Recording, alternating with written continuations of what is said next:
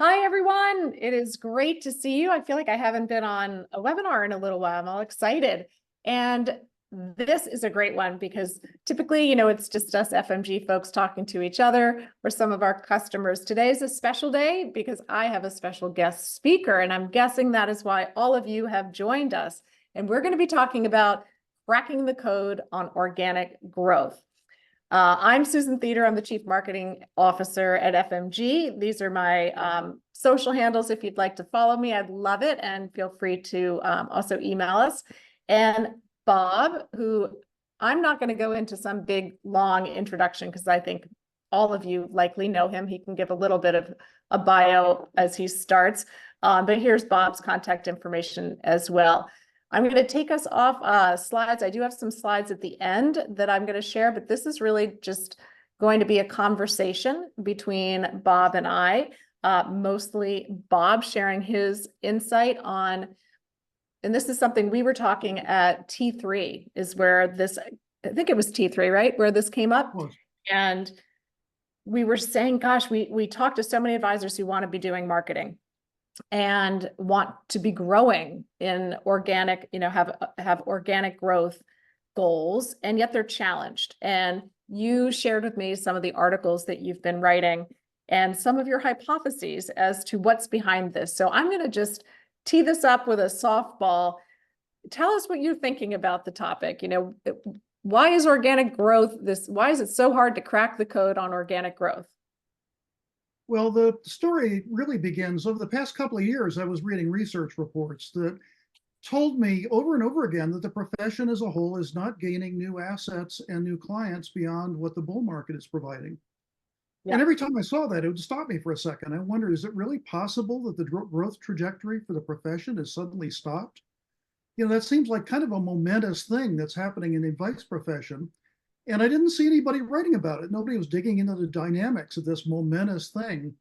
I know, because So, all the headlines are showing, it feels like the headlines are just like, the growth of advisory business is booming and all the M&A talk. But when you really dial down into what are the trends on pure organic growth net of market, it's low single digits, isn't it?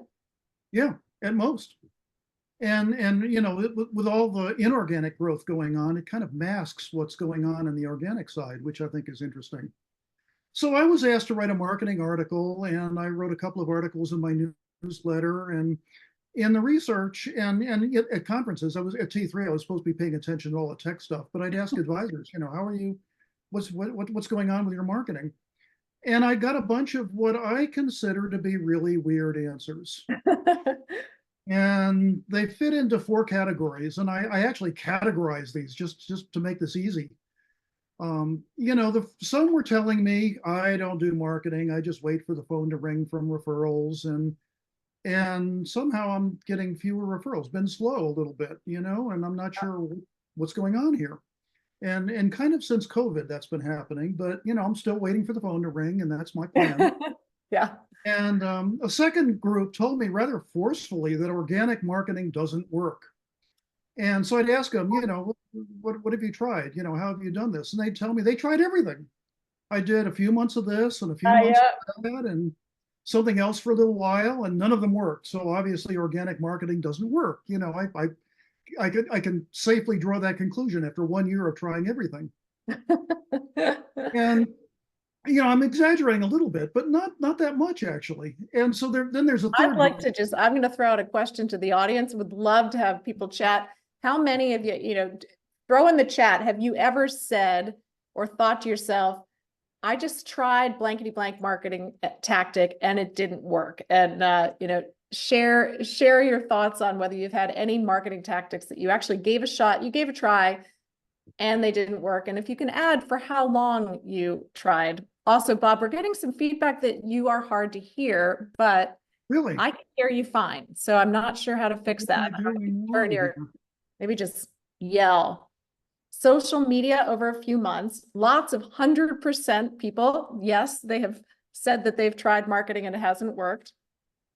All right. And the third group told me they're so busy with their current clients that, they've got a marketing program, but they feel defensive whenever a prospect knocks on the door because, do I really need to put more work on my plate and all the stress of onboarding and Oh, here's another it's, one. These are interesting. Actually, the firm hired and then fired firms within 6 months or less. Um, you know, just did, Google ads and Facebook ads, nada. I'm trying it now, waiting to see. So case in point, and what do you think is happening, with advisors trying something less than, 6 months-ish, and they're like, it's not working? What's your advice to them? And what do you think is happening in that sort of thought well, process? that gets to something I'd like to talk Oh, about, biggest about the waste of dysfunction. money ever, smart asset. Well, I'd like to get to those dysfunctions after I talk about the first four. Can I finish the Okay. first four and then because there Yeah. are manifest dysfunctions, I think. The third group, I don't really want those prospects to become clients because I'm too busy, and that can't possibly be a good marketing approach. And the fourth group is founding advisors who are the primary marketers of their firm, and they're saying their younger successors are disinterested in marketing. All they want to do is 10 client relationships. And then, you get to a few, they get to the point where they want to retire and they don't really feel comfortable with turning the firm over to people who aren't going to make it bigger. And, will they be able to pay me down the road? And then I Yeah. talked to a few firms and they're actually bringing in new clients at a brisk pace. So organic marketing can work. It just depends on how you do it. Yeah, So totally. then to get to your question, I guess, what was your question again?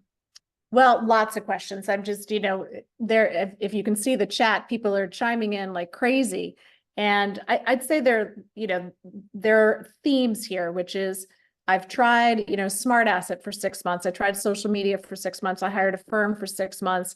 I did Google ads or Facebook ads. They're not working.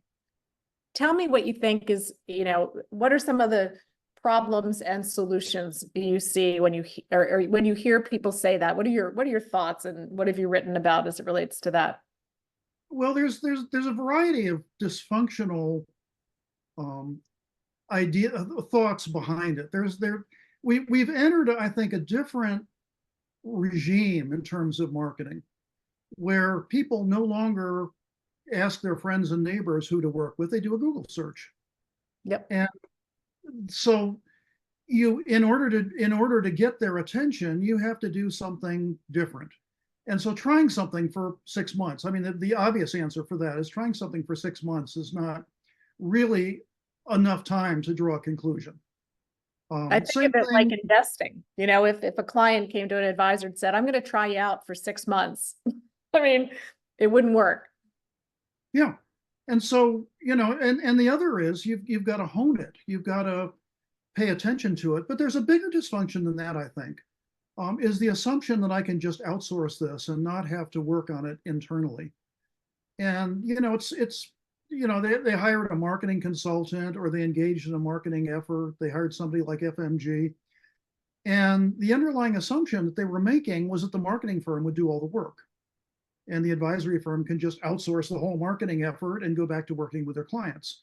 Yeah. And the thing that struck me about the people who were successful at marketing was that they understood how much work they would have to put in as full partners in this relationship.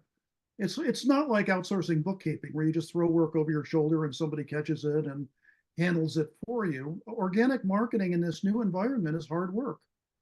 And the firms that have been successful at it have recognized that and leveraged the outside resources with their own internal staff. So you've got to get, I think you've got to get outside help. I really do think that there needs to be some expertise added to the mix because most advisors, they're not marketing experts. They might be good at closing, but they're not very good at getting the attention of the marketplace, except maybe, going to golf or, going to speak occasionally locally. And that stuff is not what the new environment requires. So Yeah. taking an active role and refining it, I think, are the two things that I would point to, if that makes sense. Yeah, I totally agree. And I'm going to talk about some of, what we believe is the definition of, somebody just asked, what is organic marketing? I mean, organic growth is growing without buying practices. And somebody in here mentioned, the way to grow is the answer is just buy people. There is, in my opinion, the best way to market, and this is where the consistency gets in, is content marketing. I still believe that in general, the bulk of your growth is going to come from referrals, but those referrals are going to Google you. They're going to look at your website. They're going to look at your social presence. They're going to assess sort of the personality that you're portraying, and they're going to look at the content that you're producing. And for prospects, same thing. It's really about what you're saying, where you're saying it, and how often you're saying it. If you can't just put up a website and fill out your LinkedIn profile and say it's good to go. But we'll get more into that, Bob. Some of the other things that I thought were interesting are some of, I think you called them systemic issues related to how advisory practices are set up, as well as their expectations on the roles that they're playing. So they might say, I really want leads, but are they set up to actually handle them? And do they really have the will to do so? Yeah, and that of course is part of what made some advisory firms really successful. What they had in common was that they'd allocated resources and staff, not just to get the attention of the marketplace, but at the bottom of the funnel, if you will, when prospects reached out to them, they would meet with those prospects. They would have a conversation with those prospects. They would clear their plate enough so that they had time to, and I call it kissing frogs. They had time to kiss those frogs. And the really interesting thing about that was that if they took the time to meet with a prospect, even if that prospect, after they kissed them, continued to be a frog, and they said, I can't really help you because you're not in our target market, meet our minimums. Yeah. Well, or whatever, you're not complicated enough, whatever.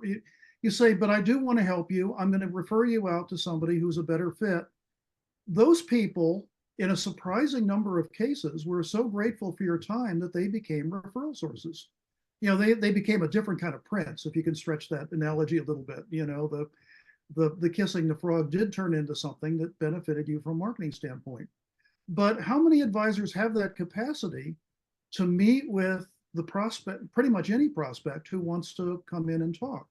I'd love to have people weigh in on that, and we'll dig deeper. But in the chat, how many of you would say you have the time and commit the time to meeting with any prospect that comes to your business? And Bob, what would you suggest is the way, the ideal way, or the firms that you're seeing that are successful, how are they set up to handle inbound leads or handle prospects that come to them? Well, I just had an interview with somebody yesterday who is a chief marketing officer, and she does the initial close. And I thought that was fascinating. Usually it's an advisor, they've got to sit down with an advisor. But the idea being that you don't really need to be an advisor to explain what the firm does and how the firm can help you, and listen empathetically. And it's really there are advisors out there who are great technicians, but they jump immediately to a solution. And that's not really what somebody's looking for when they come into the firm. They're looking for, all right, how can you help me with this particular problem? Are you set up to do this? Are we appropriate for each other? And that may not be an advisory role. That may be a chief close officer, if you will. That may be a chief marketing officer role of some sort. Somebody has to have the time and capacity to meet with those people, and it doesn't necessarily have to take away from what people are doing with their existing clients. So we're getting a lot of feedback that, they have time, but others, as long as they meet our minimum, after we do a 20-minute call, after we screen them. So there's I think I'd say a theme of there's time for the right people. What would your advice be to them to improve organic growth over time in terms of how they set up their business and how they allocate sort of roles and responsibilities when that person, so they get a prospect, they have no idea if it's qualified or not, how would you suggest to these firms that they structure themselves to achieve maximum results? Well, there's probably a million ways to do it. I think the best way to do it, though, is to to make sure that somebody somewhere who is good with creating a relationship quickly with somebody is available to talk with those people. And when I hear these minimums, that's one of the problems with the profession as a whole, I think, is that we're fending off people almost before we meet them. Do you meet my minimums? Well, I don't really want to talk to you if you don't meet my minimums. I advise advisory firms to set up a capability of working with people who are not yet wealthy in the what they call the blue ocean middle market. But if you can't do that, then I think you should at least talk to these people and help them find advice or service somewhere in the profession. Funnel them into the profession somehow, some way, even if they're not appropriate for you. And as I What do said, you think about hiring, and I'm guessing everybody would say, yeah, I'd love to, and they're hard to find. But what do you think about hiring somebody, a young, out of college or, out of grad school, a younger, not yet a CFP working towards it person that is there just to really nurture that younger market, the less qualified market? You'd have to try it, because some of the people coming in might be appropriate for the firm, and they'd want to talk to somebody more senior. Yeah. So you're still talking about doing triage, and it's the triage, I think, is part of the problem. When you have a questionnaire on your website, how many dollars do you have, how much can you afford to lose before you'll fire us? I'm joking a little bit, but I think that's like one of the things where I'm kind of reading between the lines is almost everybody, I think, would love to meet with obviously a qualified prospect. And there is a desire to understand, and they've used analogies like a doctor to make sure that they'd be a good fit before you invite them in and spend an hour with them. How do you have a recommendation for how, and they're also saying, people don't like to be shuffled, having somebody that has that first call and sets up the rapport, creates the rapport, but then hands you off to the advisor. Those are all interesting dilemmas. Have you seen firms that have, are leveraging the valuable time of the senior advisor who, isn't, their time is money and it's expensive. So let's say you are getting prospects, and we're getting people that are saying getting prospects is the hard part. But if you were getting, a stream of prospects, how can you maximize sort of the efficiency of at least ensuring that they're a fit, and then, leveraging the most expensive resource, your senior advisor, in the best way?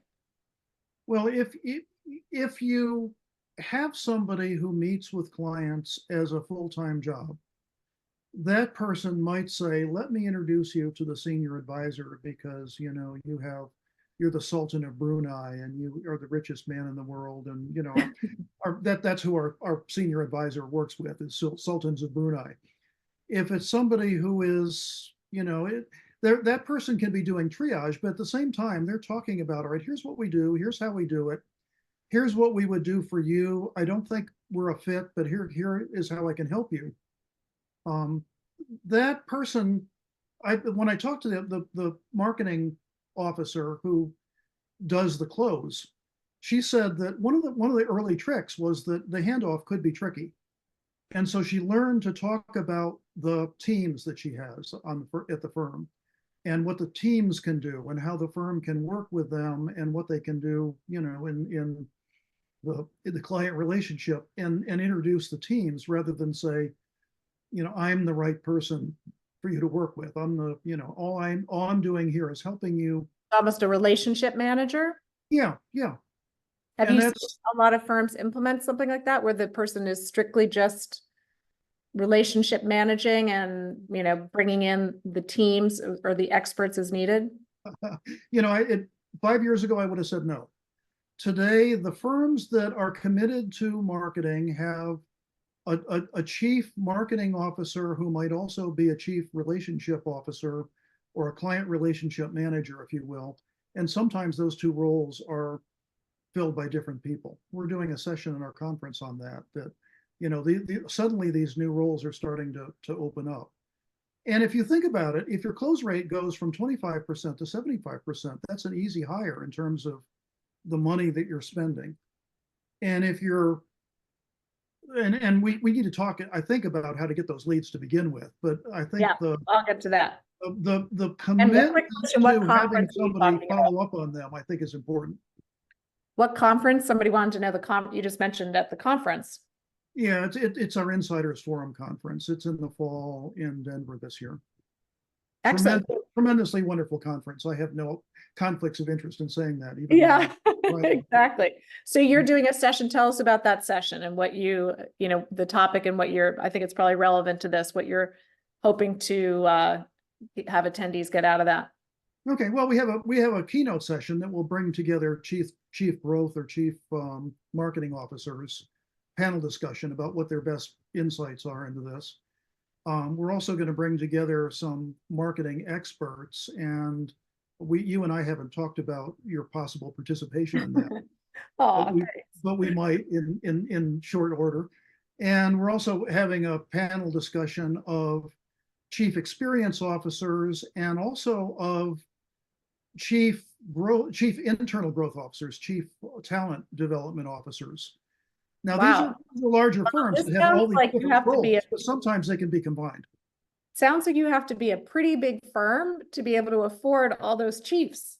What do you do if Yes, you're there's no question these are people with bigger firms, but they have insights into what they're doing and how they're doing it that I think apply to all firms. And I think as firms aspire to grow, they will grow into the ability to hire into those positions or have people manage those tasks internally, if that makes sense. So let's go to so that a big firm with the resources, more complicated staffing model. But if you're, if you're a solo advisor or a small ensemble and, time is even more of a precious resource. If you have a prospect coming in, what do you think about the idea of setting aside, a lot of people use Calendly. So, use it or any of the online calendar things, and they put it in their website, they put it on their email, and allotting a certain part of the week or a part of each day to taking calls of anyone who's interested in learning more about you, and having the discipline to just block off your calendar, take those calls, and I guess, have a decision tree if they're a fit, what you do next, and if they're not a fit, what you do next. Do you think something like that could work? Have you seen that? Yeah, it could. The issue there, of course, is that that's a pretty expensive bit of time if you have the problem, I think, is that most advisory firms, they have one or two people who know how to close a client.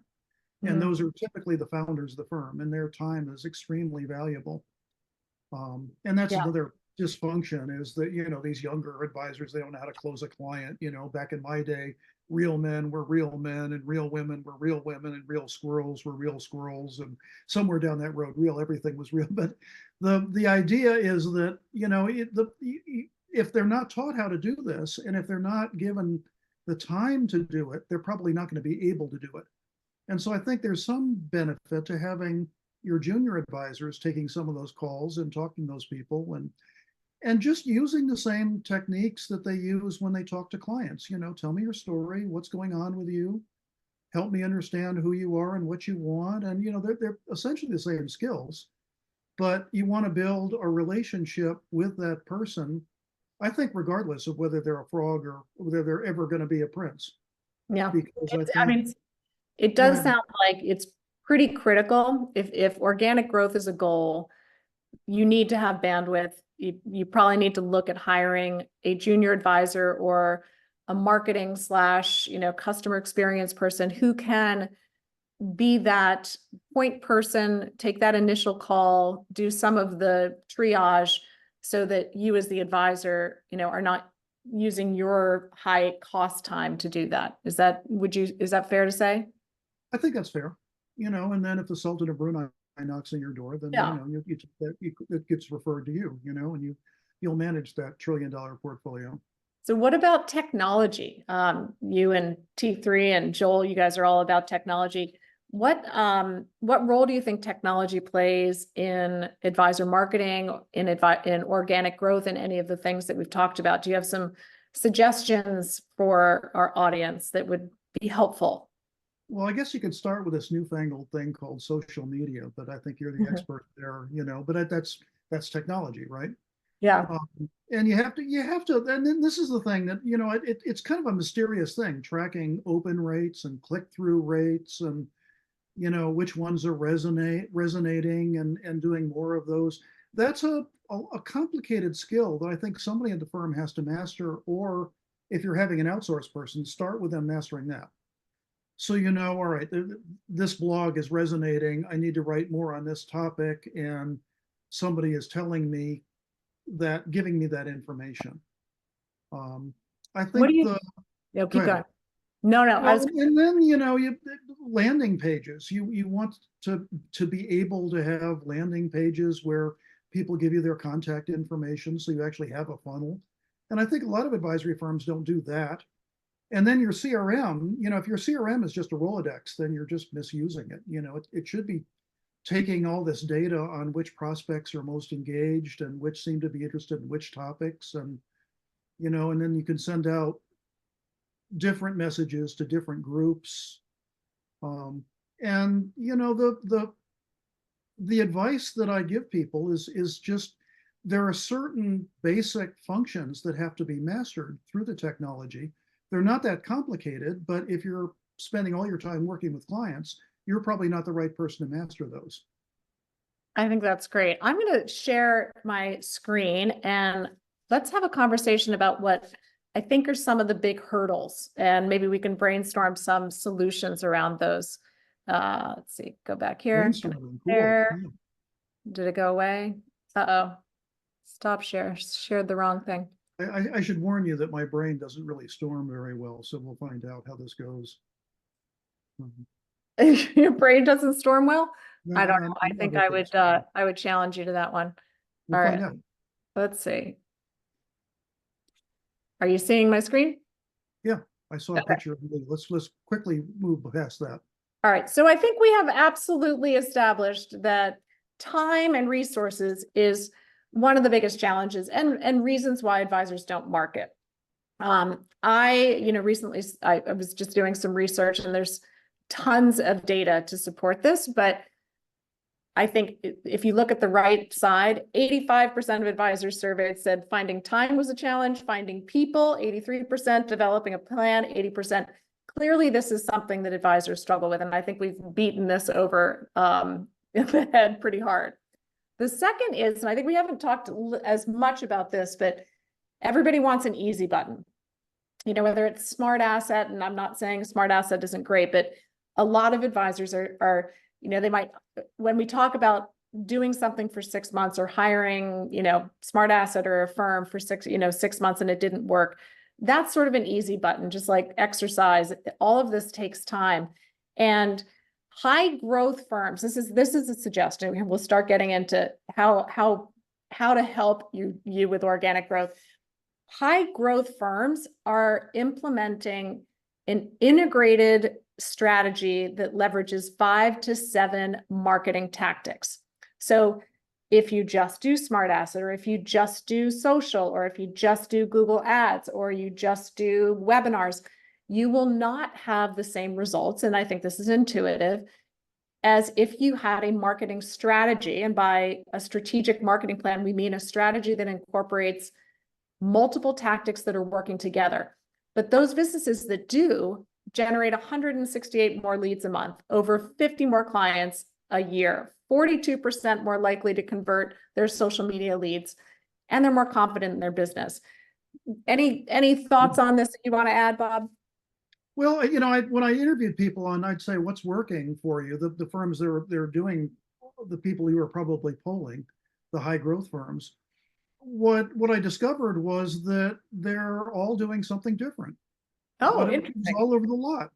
But what I concluded was that pretty much any outreach that goes out to a wide number of people is going to work because there's demand out there. Mm-hmm.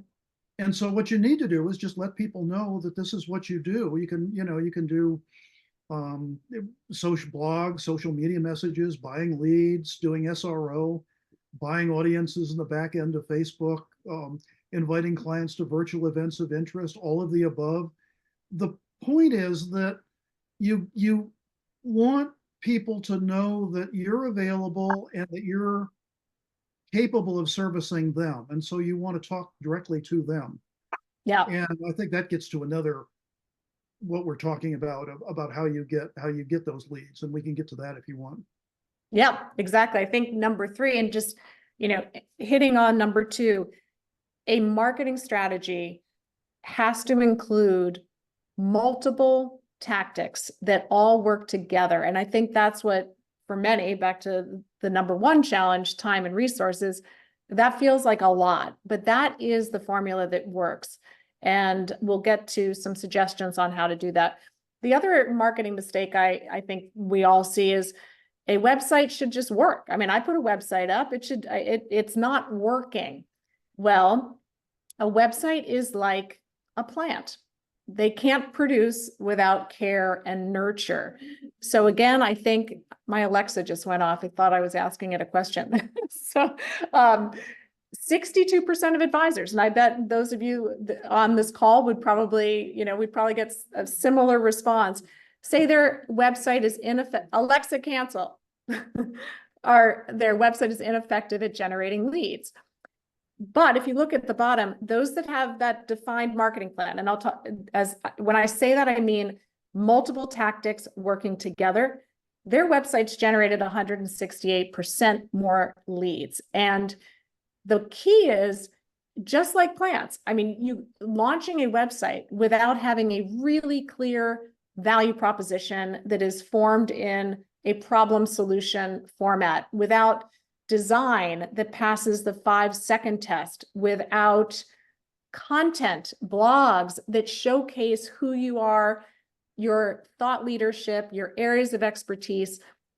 If it's just a plant and you don't water it, it's going to be ineffective. So, Bob, do you hear people say, I launched a website 5 years ago, it's fine, but it doesn't do anything for me?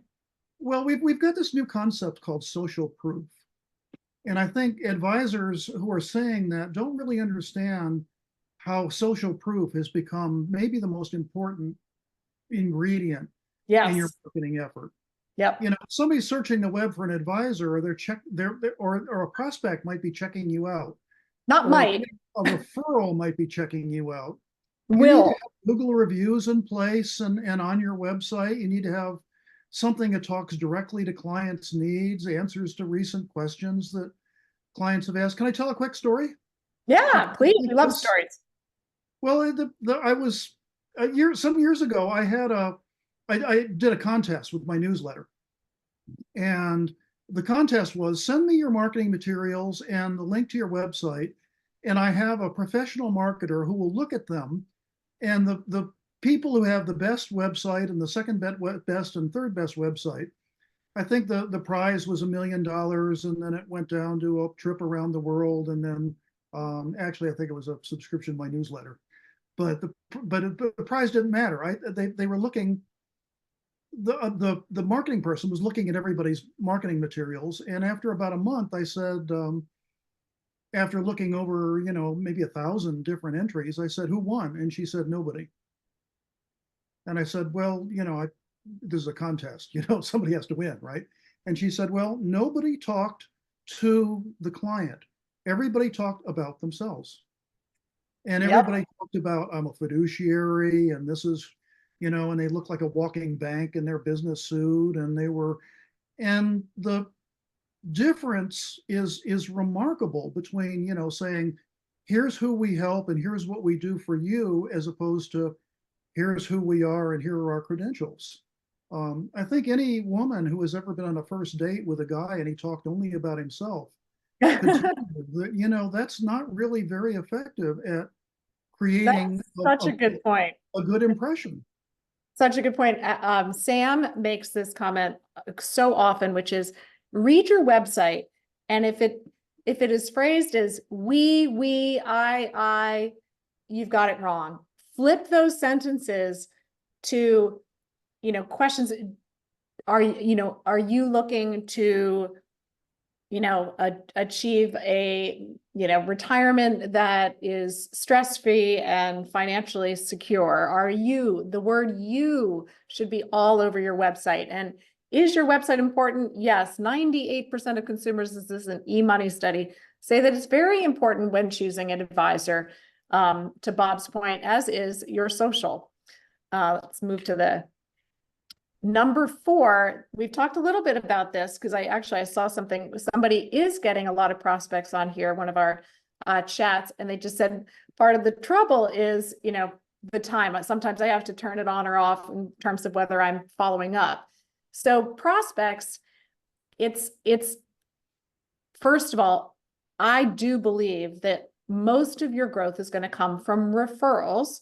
But to Bob's point, your referrals are still looking for social proof, and they're smart enough to go on the internet and look around and see whether or not they jive with you on the website, whether they have a connection with how you're framing your services and your personality and on social.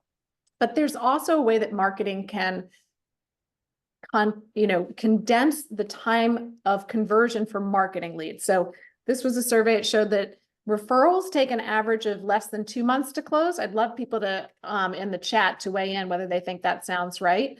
Bob, I'd be interested in your feedback. And marketing leads take around 4 months, so more than twice as long. What we have seen, and this research shows, is if you are doing content across multiple channels, in other words, having a defined marketing strategy that includes posting blogs, hosting webinars, using newsletters, sending out emails, and nurturing those prospects, you don't even have to have called the leads. You're warming them up, and you're going to reduce that time to close. Bob, what are your thoughts on this? And again, I'd love to see people weigh in whether they think that 2 months for a referral close and 4 months for a marketing lead, if that makes sense to them. Yeah, I don't know if there's a time frame you can put on it. I mean, what happens is you catch their attention, they know you're there, they might be mildly interested in the information you offer because it's good information for general purposes, and then they have a problem. You don't go to the doctor and say, here I am, I'm ready for you to work on me.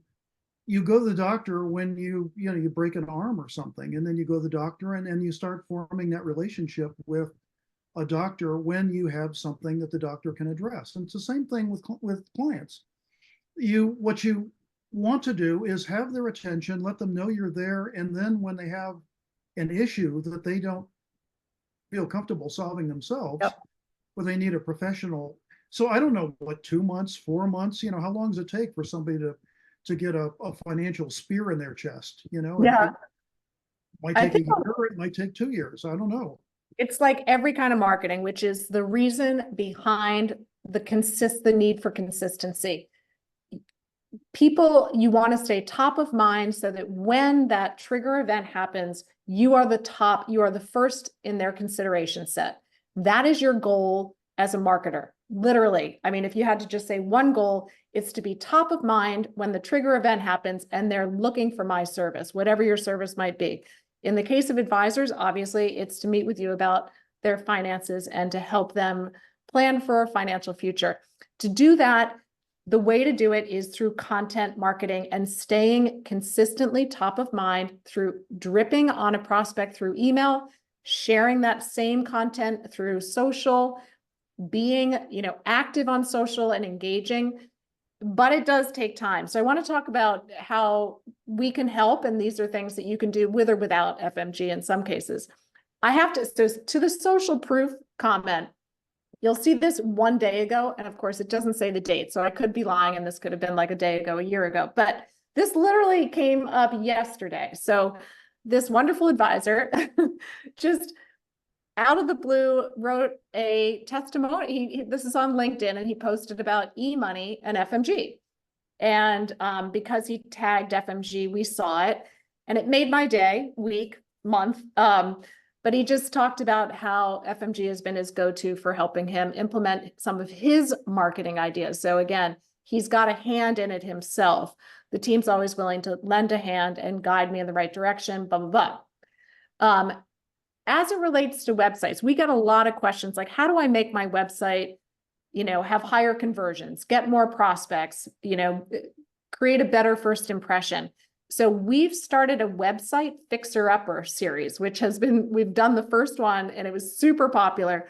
Advisors can submit their websites and we've got tons in. So we'll try to get to as many as possible, but Samantha and I will go through them live and talk about ways that they could make little changes that would have a really big impact.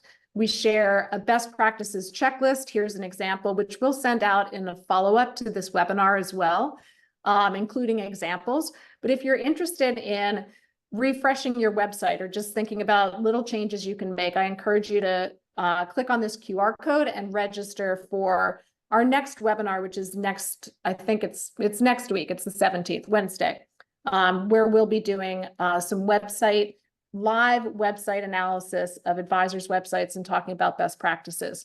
The other thing, and this has been in the chat, we have a do it for me marketing program. And, in my past, I was the chief marketing officer at Theder and the chief marketing officer at Advisor Group.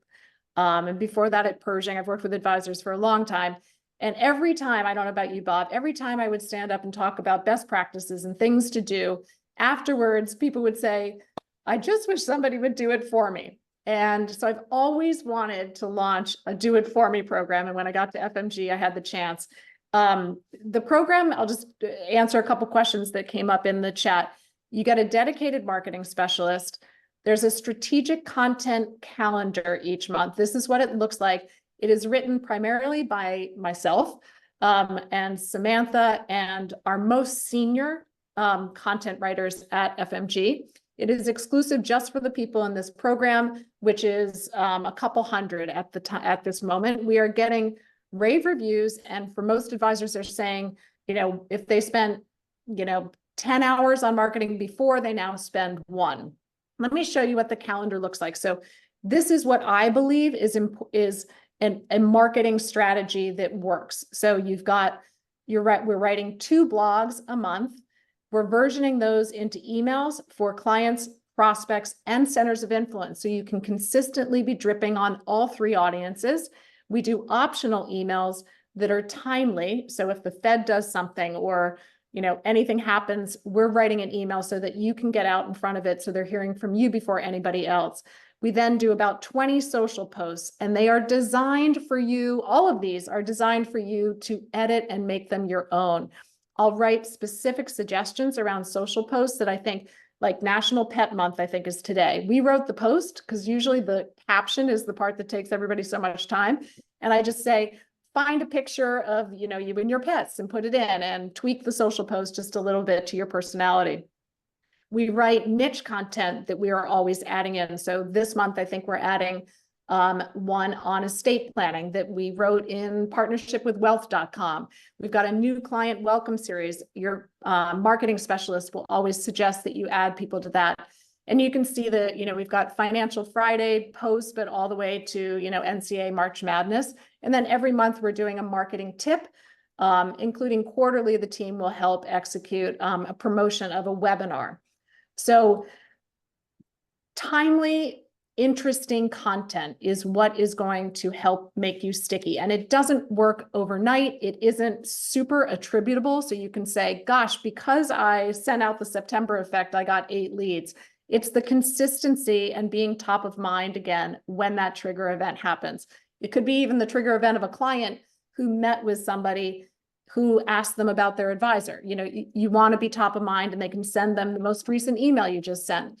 But these are just some examples, and we get about 50+% open rates on these.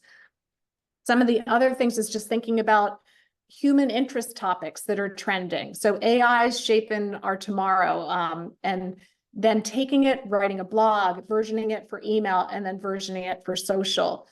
Most recently, a lot of interest about identity theft and ways to help protect. Advisors in our Do It For Me program have been all over asking us to do content on that, as well as obviously tons of content on the Secure Act and changes. One of the blogs, I think in maybe April, was on the special needs trusts and the changes in the Secure Act, but also the sunsetting of the Tax Cuts and Jobs Act and all the various things that does.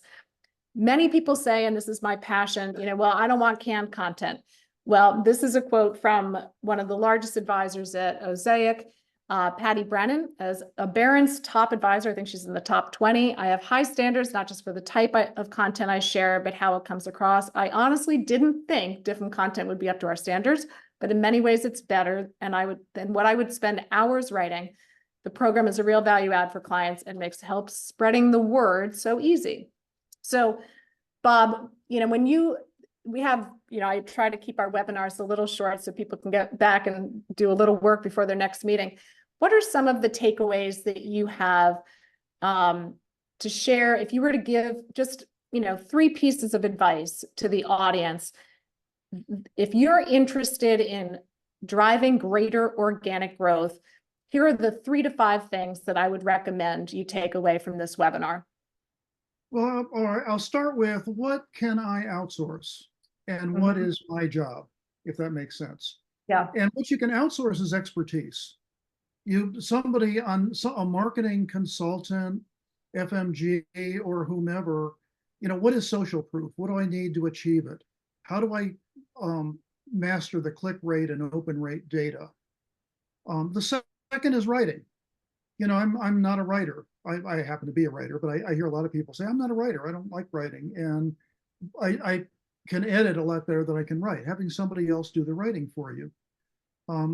Doing the back end of the website. I want to tell somebody what I want the website to do rather than have to go in there and master all the nuances of doing that.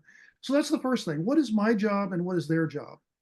And their job is not to do it all. Their job is some very specific things that most advisors really, it's not their area of expertise. Bigger picture, I think my biggest takeaway from all these interviews is that the profession has entered a totally new reality around marketing outreach. There's the same level of demand, but the demand is not looking for advisors in the same way.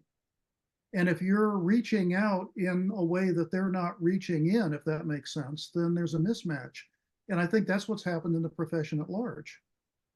And I think some of that's my fault and the fault of the people who do those surveys.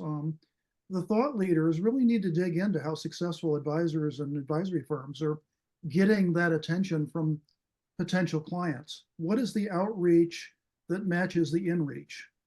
And I'm now launching a series on that. We're going deep in that in our conference. And it's going to take a lot of retraining and a lot of rethinking and a lot of commitment of time and energy to fundamentally unfamiliar activities. And I hope FMG and the marketing outsource community at large is prepared to help with this big mind shift that we're only now starting to understand, because I know there are millions of people out there whose lives would be enhanced by a relationship with a financial planner if they only knew how to find one. I totally agree. With that, thank you so much, Bob. I wish we had more time because I feel like I just want to share all kinds of advice and things to do. If you'd like to learn more about at least how FMG can help, please feel free to scan this and you can email the marketing department and I get these at marketing@fmgsuite.com. If you have questions for Bob, feel free to email this email as well and I will get them to him and he'll get back to you. It's been a pleasure talking to you. And as always, I wish I could see all your faces out there, but thank you for such engagement and for your attention and for just spending the time with us. I hope you have a great day and I hope we gave you just a couple takeaways that were valuable. Have a wonderful day. All right. Thanks, everybody. Thank you.